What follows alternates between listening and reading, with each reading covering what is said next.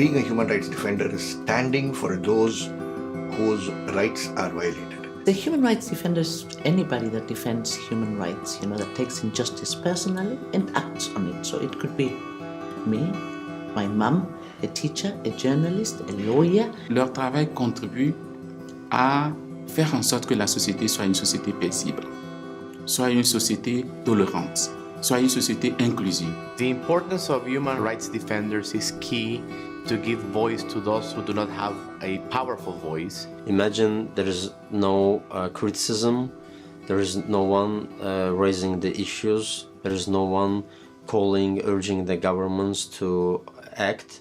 The bad thing is that the history is also recorded by the powerful people.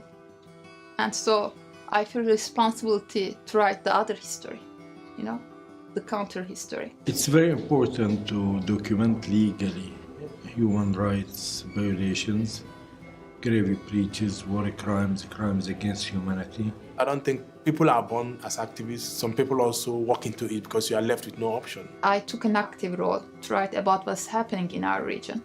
And I wrote about dead bodies on the streets. I was born in a year there was a big protest in Bahrain with the same demand of what the people are asking now. I work a lot with data and financial flows and things like that. I attack corruption and impunity in this way. This is what my mother did also before she was assassinated last year. I did not allow my anger to be channelized into hatred, and I realized I can do something which is more meaningful, where I would be involved in saving lives. As I'm sitting here, I think of my brothers and sisters who are in prison from yesterday for being what they are. And I think it's a very difficult situation that we are in. Estamos continuamente en el riesgo de no solamente vivir amenazas, de vivir intimidaciones, de sentir que tu entorno personal, laboral, familiar no es seguro. You have to find the strength not to buckle down to intimidation, to repression. In fact, I am on a terrorist list that the Department of Justice has come out with. I also was locked up in solitary confinement.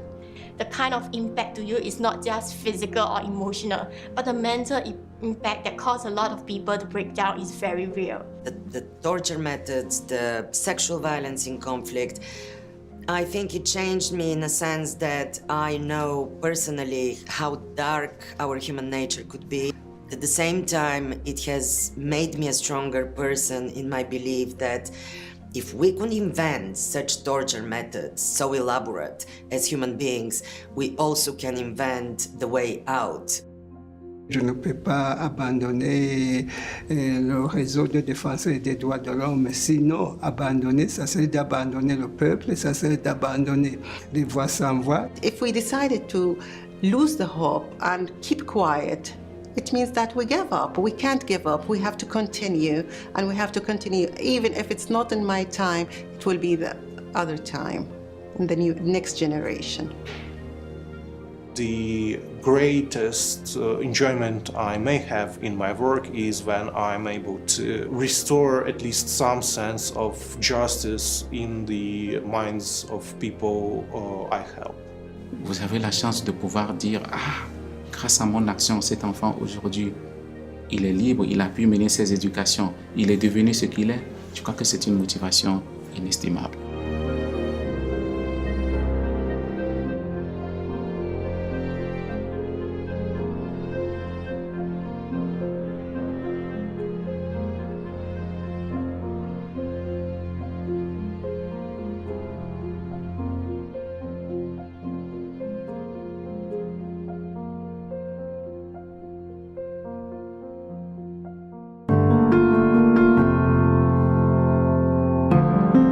I think what having all these human rights defenders together from different worlds, talking about different issues, strengthens and gives them force to realize that they're not alone in this world. When I was arrested, people from France, people from every country in Europe and America, every city in India and Southeast Asia, wherever I had friends, they spoke about my arrest and expressed solidarity. For me, forging this international solidarity further amongst the people who don't know each other, but we are all connected to each other because of values, because of some political values and merits which we all believe in, principles which we believe in, and we connect to each other and extend a helping hand to each other. And I think I consider myself very lucky that I'm part of this international family of human rights defenders around the world. I feel strong because I met a lot of wonderful people that make that struggle like me, so I can share my struggle with them and we can think about different kind of strategies. Cả hai lần tôi bị bắt và bị cầm tù thì đều là những bài học rất là ích có lợi cho những người ở Việt Nam đang tiếp tục đấu tranh cho tự do dân chủ cũng như là nhân quyền. Tôi chia sẻ những kinh nghiệm với họ làm sao để bảo vệ được an toàn khi mà họ thông tin liên lạc với những người khác, làm sao để họ có kinh nghiệm để đối phó với an ninh khi mà họ bị sách nhiễu, và những kinh nghiệm làm sao để hoạt động một cách an toàn và hiệu quả. I think knowledge it gives you a bit of power, not bit, a lot of power. When I come to these summits like this one, I see so many people who are like me, who think like me. Quoique j'ai rencontré beaucoup de problèmes, c'est que quand même, quand vous faites un travail et que vous êtes estimé par beaucoup de monde et par la communauté, ça donne courage. Je suis fier de participer à ce sommet. J'ai vraiment les larmes aux yeux de voir des défenseurs, femmes et hommes, des gens formidables, des gens courageux de partout dans le monde, qui se sacrifient tous les jours, qui vont au danger tous les jours pour élever les droits humains.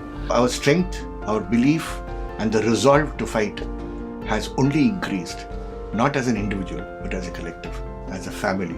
And I think we draw hope from the millions of people across the globe who have done that. It is their lives and their sacrifices which keeps us going. I think that is the fire in us. I feel responsibility to my people, to my children, to history, to life.